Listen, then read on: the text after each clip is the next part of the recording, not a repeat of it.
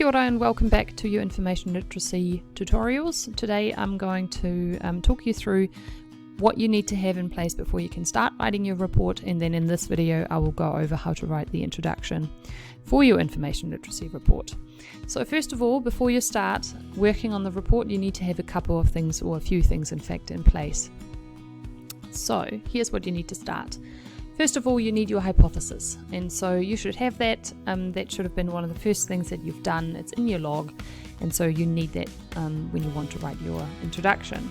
You also want to have two very clear focus questions. Some of you have got three, that's fine, and so you can use these to structure your report. So please make sure that they are in logical order for your reader to follow. You also want to have chosen the two sources that you will use to back up each one of the questions. You can use more than two sources per question, but you should have at least two in terms of your evidence for the answers to that question. You should also have decided and highlighted which one or two quotes from that source you will use in answering your questions. So in the report you will have to quote, and so you want to make sure that those quotes are ready for you to go in the log. Your report overall shouldn't be longer than 1,000 words. It can be longer, it can be shorter, there's no strict word limit. However, our experience shows that 1,000 words is a really good length, because it will give you a chance to talk in enough detail, and it also means that you don't get lost retelling too much of your sources, and you actually making use of the evidence as well as coming up with your own conclusions. So 1,000 words is a good guideline. If yours is longer, or if it is shorter, don't get hung up on it. Have a chat with your teacher, and they will be able to provide some guidance, because they will have had conversations with you about the topic, and they can help you with that. So just reminding you that you need to have that hypothesis. So the hypothesis is that statement that you will either prove or disprove about your issue. It's the starting point, and it must be in your introduction. So a reminder of my hypothesis: introducing a sugar tax will help reduce obesity in New Zealand, was what I had been researching. Now, if I want to write my introduction, I need to have that hypothesis in mind, because it was one of the first things that I will need to put in there.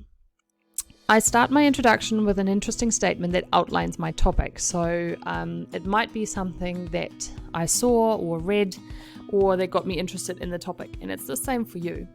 After that, I will introduce my hypothesis. That will be followed by my two focus questions, or three if you've got three, and then I might finish with a statement or a question that gets people thinking, or directs them sort of towards what I'm going to talk about in my body paragraphs. So here is an example. A recent news report about the New Zealand school cross-country raised the question whether it is time to introduce a sugar tax, because obesity numbers in New Zealand are climbing steadily. This got me interested. My hypothesis going into this research was that a sugar tax will help reduce obesity in New Zealand. So you can see I've started off with a sentence explaining where my idea came from a news article or a report, and then I've straight away introduced my hypothesis after that. Now, I developed a few questions to focus my research. For example, what impact will higher costs for sugary products have on people's buying habits? And how can the money generated by the tax be used by the government to tackle obesity in New Zealand? So I've introduced both of my focus questions, and now I'm ending on a sentence that will lead my reader into the detailed overview of my research. These questions helped guide my research into New Zealand's sugar consumption. Now, if I look at that all together, I've got a really good introduction. So we'll just pull together like that.